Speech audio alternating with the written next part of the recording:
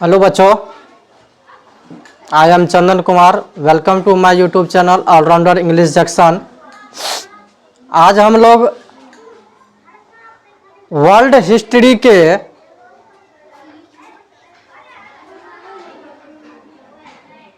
France की क्रांति के बारे में बात करने वाले हैं। जितने भी हमारे भाई बहन टीआरई 4 की तैयारी कर रहे हैं, जितने भी हमारे बच्चे 9th, 10th, 11th, 12th की तैयारी कर रहे हैं, उसके लिए यह क्लास 110% कारगर सिद्ध होगा। इसलिए आप लोग क्लास में सीरियसली बने रहें और एक एक बातों पर, एक एक पॉइंट पर ध्यान दें, क्योंकि टीआरई 3 में यहाँ से लगभग 6 प्रश्न पूछा गया है। फ्रांस की क्रांति की बात करें तो सबसे पहले हम फ्रांस के बारे में जान लें, उसके बाद फ्रांस की क्रांति के बारे में हम लोग पढ़ेंगे।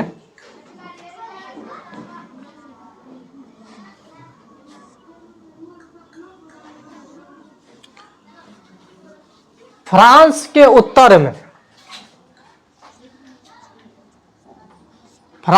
उत्तर में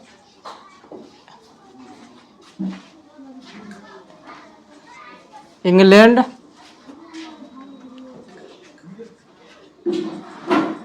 दक्षिण में स्पेन स्थित है।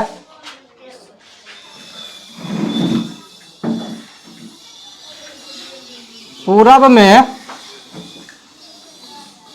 जर्मनी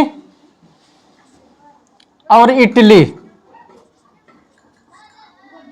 और पश्चिम में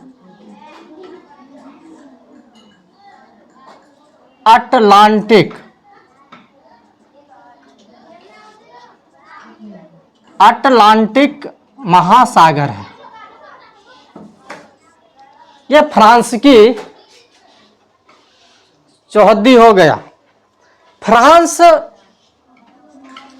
किस महाद्वीप में पड़ते हैं, ये एक प्रश्न आता है। तो फ्रांस यूरोप महाद्वीप में पड़ता है। फ्रांस की राजधानी पूछेगा कि फ्रांस की राजधानी, तो फ्रांस की राजधानी पेरिस है। और पेरिस, प्रश्न आता है कि पेरिस किस नदी के किनारे बसा है, तो पेरिस सीन नदी के किनारे।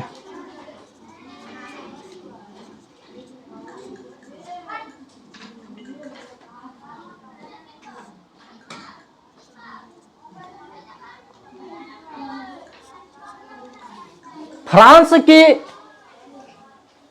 जो निर्माता है, फ्रांस के निर्माता के बारे में कहा गया है कि नेपोलियन।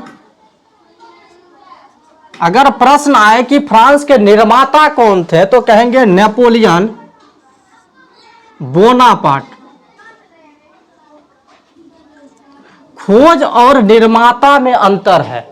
खोज किसको कहते हैं, जो यहां उपलब्ध है लेकिन अज्ञात है, उसको अगर खोज करते हैं तो उनको कहते हैं खोज करना।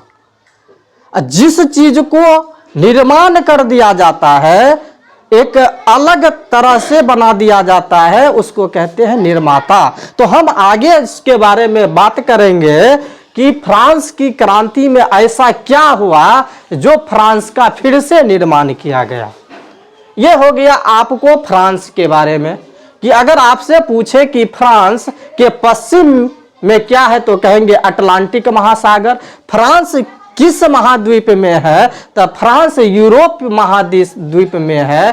फ्रांस की राजधानी पेरिस किस नदी के किनारे है, तो फ्रांस की राजधानी पेरिस सीन नदी के किनारे है। वेरी वेरी इंपॉर्टेंट प्रश्न। अब हम फ्रांस की क्रांति की बात करते हैं। फ्रांस की क्रांति 17 89 ईस्वी में हुआ था। और इस समय जो फ्रांस के राजा थे, बोरबोन राजवंश के राजा थे। इस समय के जो राजवंश थे, इस समय के राजवंश थे बोरबोन राजवंश। और इस राजवंश के राजा इस समय लुई 16वां, उसका नाम था लुई 16वां, इस राजा का नाम था। और यही इस समय फ्रांस के शासक थे।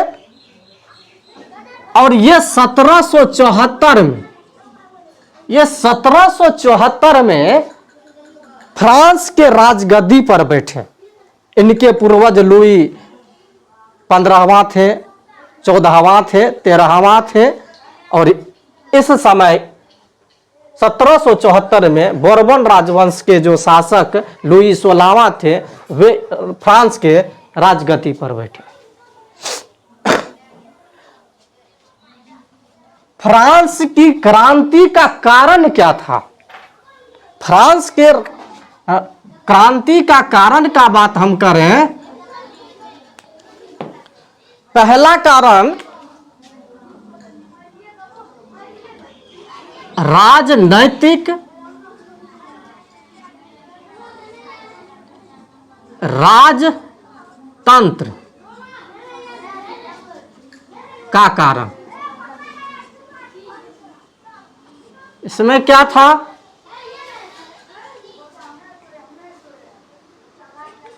निरंकुश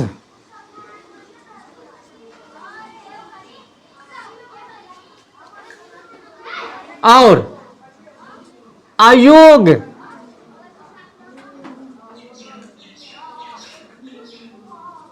शासन था। निरंकुश और अयोग्य शासन के कारण फ्रांस के क्रांति का कारण बन गया। इसमें क्या था कि ये जो लुई 16वां था, ये इतना न भोग विलासी था, इतना न सुख मौज में लिप्त था, इतना न ये डिंगचिक में लगा रहता था कि इनको प्रजा से कोई मतलब नहीं था। कहते हैं कि प्रजा जाए भाड़ में, हम इधर बजाएं हारमोनिया। ऐसे राजा थे लुई 16वां। तो जिस राज का राजा ऐसा हो, उस राज का क्या हाल होगा? तो यही थे लुई 16वां, एक निरंकुश शासक जो भोग विलास में व्याप्त हुआ करते थे, जो अप्सराओं में व्याप्त रहा करते थे, जो रानियों के बीच रहा करते थे। प्रजा से कोई मतलब नहीं, प्रजा को क्या हुआ नहीं हुआ, सुख है कि सैन है कि दुख है, इसका कोई ख्याल नहीं लेना। जब ऐसे राजा किसी राज का हो जाए तो उस राज का भला क्या हो सकता है? तो इस फ्रांस के क्रांति का पहला एक कारण यह भी था कि निरंकुश और अयोग्य शासक का होना। दूसरा यहां पर इसमें क्या हुआ? संसद की जो बैठक बुलाई गई इस राजवंश के द्वारा, संसद की बैठक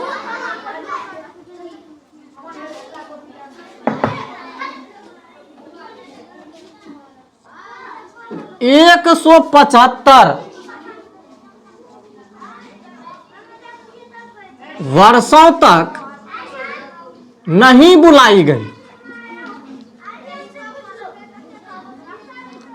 ओ माय गॉड, 175 वर्ष तक जिस राज्य में संसद की बैठक नहीं हो, क्या हाल होगा उस राज्य का?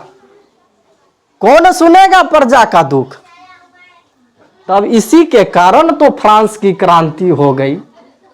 और सबसे बड़ी बात देखिए क्या था कि ये जो लुई 16वां का जो रानी थी, वो ऑस्ट्रिया की राजकुमारी, जिसका नाम मैरी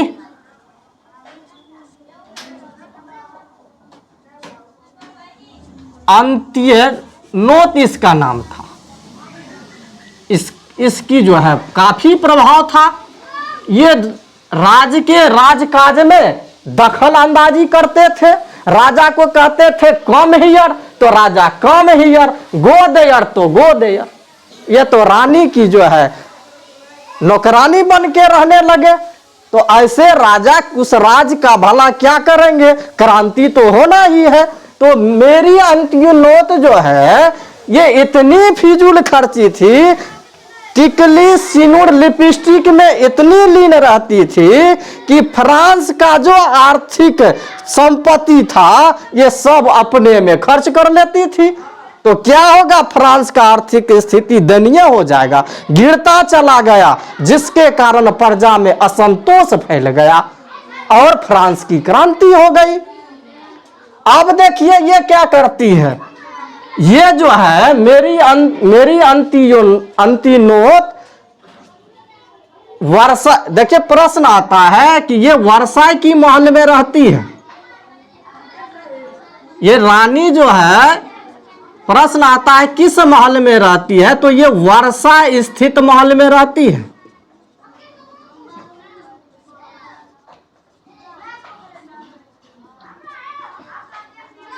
वर्षा स्थित महल में रहती है। और देखिए अकेले अपने सुरक्षा में, अकेले अपने सुरक्षा में 15,000 कर्मचारी को खटाती है। अकेले अपने सुरक्षा के लिए 15,000 कर्मचारी को। अब जो अकेले अपने लिए 15,000 कर्मचारी खटवाएगा तो प्रजा का भला कौन करेगा, इसका खर्च अकेले 15,000 कर्मचारी को अपने लिए काम कराती थी। अब इस पर तो व्यय होगा, ये 15,000 कर्मचारी तो ऐसे फ्री में काम करेंगे नहीं, तो इनको तो चाहिए आमदनी, महीनवारी, महीना पेमेंट चाहिए कि नहीं चाहिए, तो इनको तो चाहिए, तो इनको तो देना पड़ता था। और ये क्या है, कहता है कि राजस्व का, पूरे राज का जो आर्थिक संपत्ति था, तो राजस्व का 9% व्यय जो है इन्हीं कर्मचारी में खर्च हो जाता है। अब कहिए, अकेले रानी के खर्च में, अकेले रानी को ऐसो आराम चाहिए, इसके लिए 15,000 सैनिक, इतना बड़ा फ्रांस का प्रजा के लिए कोई सैनिक नहीं, तो कहिए ये जो राजस्व का जो संपत्ति है उसका 9% व्यय जब इसी पर हो जाएगा तो इस फ्रांस की जो आर्थिक स्थिति है कमजोर होगा ही, दयनीय होता जाएगा। तो ये भी क्या था, फ्रांस के क्रांति का मुख्य कारण था।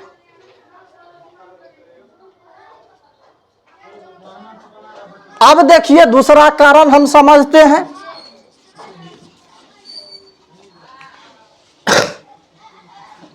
दूसरा कारण है सामाजिक कारण। सामाजिक कारण, अब सामाजिक कारण में क्या, इसमें क्या था कि निम्न वर्ग के जो लोग थे, इसमें निम्न वर्ग के लोग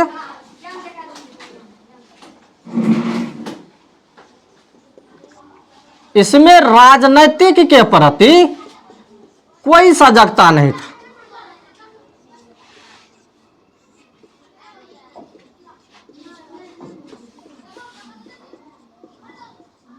जिसके कारण फ्रांस की क्रांति हो गई।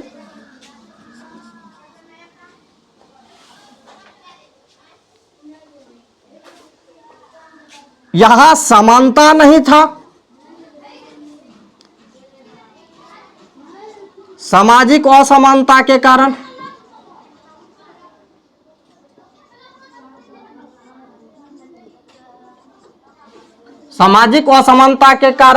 फ्रांस की क्रांति हो गई। कृषकों की स्थिति दयनीय हो गई।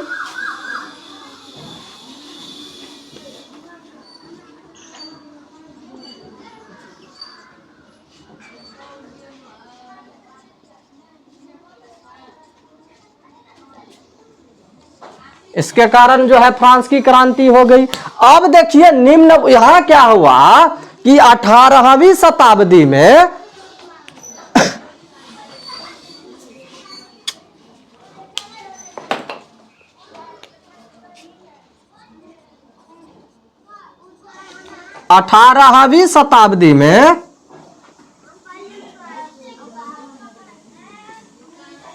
फ्रांसीसी समाज जो था, फ्रांस के जो समाज था,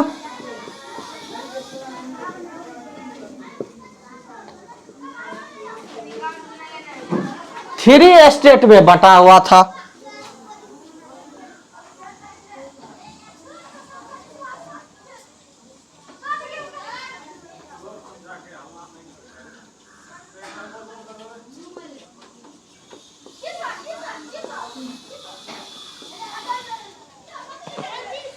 अब ये 3 स्टेट में कैसे बटा हुआ था?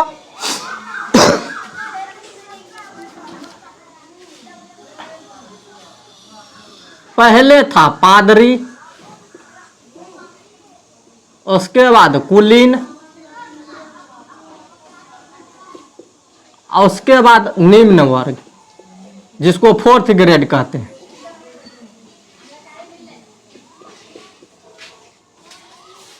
और ये निम्न वर्ग भी 3 भागों में बटा हुआ था। किसी में समानता ही नहीं था। अब इसमें कौन कौन थे? तो इसमें वकील थे, डॉक्टर थे,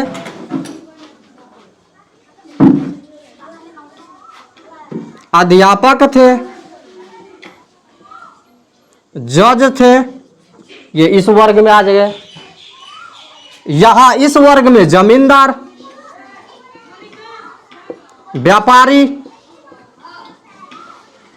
शिल्पी, जिसको शिल्पकार कहते हैं, और इसमें भूमिहीन किसान।